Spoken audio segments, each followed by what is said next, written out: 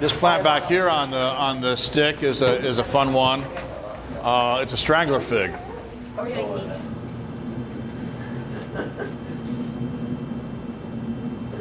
This greenhouse has been here, I think it's still under 10 years.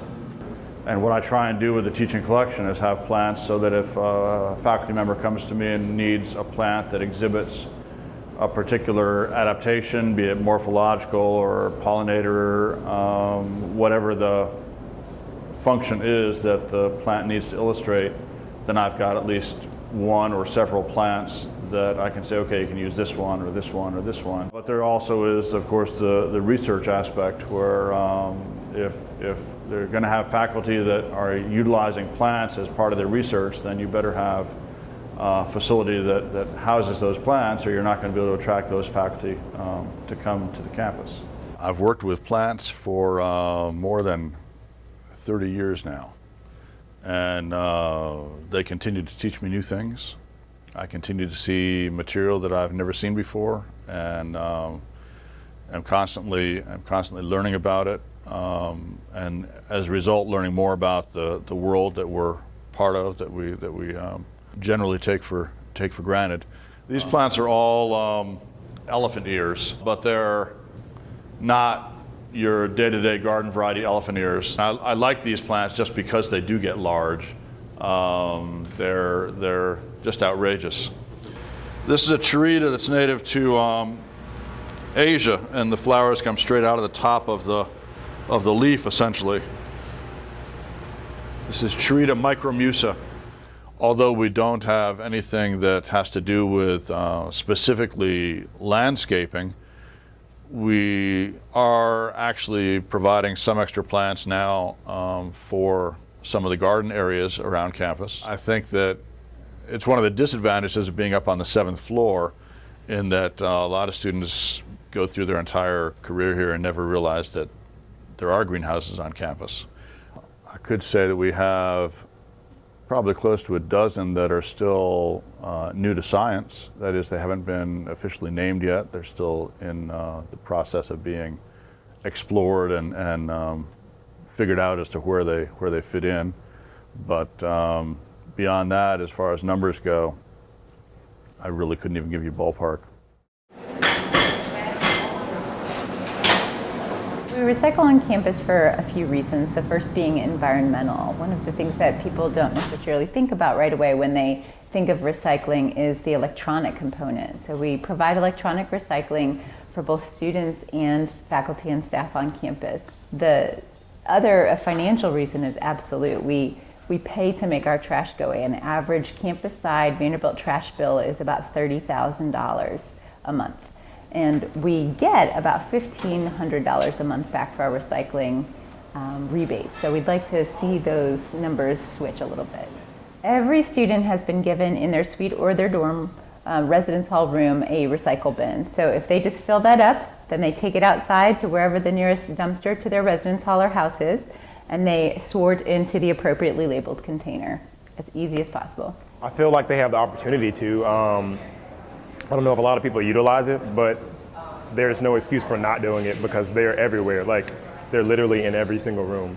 And so to not recycle doesn't make sense. I think people do throw away their water bottles more than they should.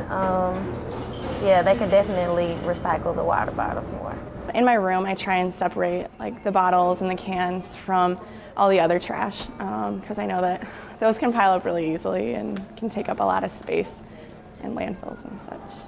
Well, recycling has a really huge impact for a couple of reasons on both ends of the spectrum. You have the fact that it's diverting waste, so you're not filling up landfills as quickly, and also the fact that recycling allows materials to be put back into the stream of usable items, so you're not cutting down as many trees or using as much petroleum to make plastic or using as much glass on the front end. So in the world of recycling, we have 3 R's: reduce, reuse, recycle, and we like to tell them in that order because the first and most important is reduce. So we're asking people to reduce their consumption as much as possible. And when they can't, to make an informed choice. So if they're looking on the shelf and they see two products, one which has a layer of plastic in a box which has some packaging on top, or the one right next to it has just a bow on top and it's ready to go, then choose the one that will cause the least problems in the first place. So after reducing, then if you're purchasing something, we want you to try to reuse it as much as possible. So a big way that a student can do that is to use your reusable water bottle over and over again. There's filtered water available to students at both the Common Center Dining Hall as well as Rand Dining Hall. And then in both the Common Center and in the Surratt Student Center, there's hydration filtered stations as well for fill-ups. In addition, there's water fountains all over campus, which are good drinking as well. And then recycling. When you can't do the first two, please recycle whatever you have that's recyclable.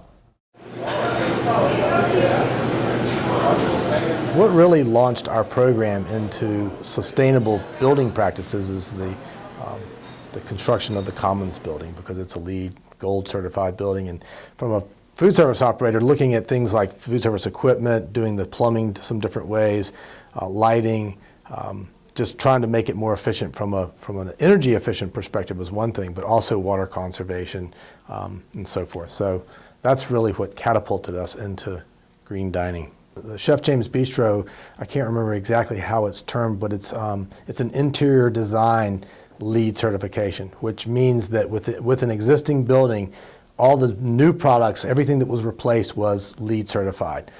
So the whole building is not LEED, it's just that one area. We have energy efficient equipment. We've installed 3 hydration stations, and the primary reason for that is to provide good quality filtered water for students that don't want to purchase bottled water in our markets or restaurants. In terms of dining, the green choices that I've made mostly are around water bottles. There are a lot of water bottles available at Rand to take as a part of your meal, but I prefer just to bring my own bottle that I just got at Target, and it's really easy to use the hydration stations around campus. There are so many. You can just fill it up with a water fountain. In my opinion, water is water. It tastes exactly the same. I don't have to be hoity-toity about my bottled water. And so that's one way I think that a lot of students could really reduce their carbon footprint, is just not using plastic bottles over and over again. And if you do use a plastic bottle, to recycle it always. We are continually searching and talking to local producers and farmers about buying local, not only local produce when they're in season, but also local honey, local salsas. You know, we've had this Eat the World, Save the Earth program for 5 or 6 years. And what we really do with this is we put all of our green initiatives underneath this umbrella, which includes not only recycling and purchasing things fair trade, local, but we also put some of our dietary restrictions in there too, like the vegan and vegetarian and organic, which is kind of a plus. Now, one of the things we've done this summer, along with the Green Initiative, is created more user-friendly recycling stations at Rand. I don't know if you've noticed them or not, but they're really efficient and they work very well. And we're also, in the future, are going to be putting in a cardboard baler at Rand to help facilitate all the cardboard.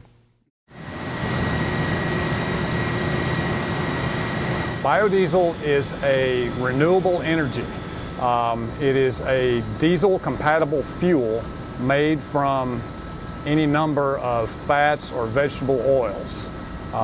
In this shed, in this process, we make the biodiesel from waste vegetable oil that comes from the cafeterias on campus. So most of the oil we process here comes from the Vanderbilt eating establishments.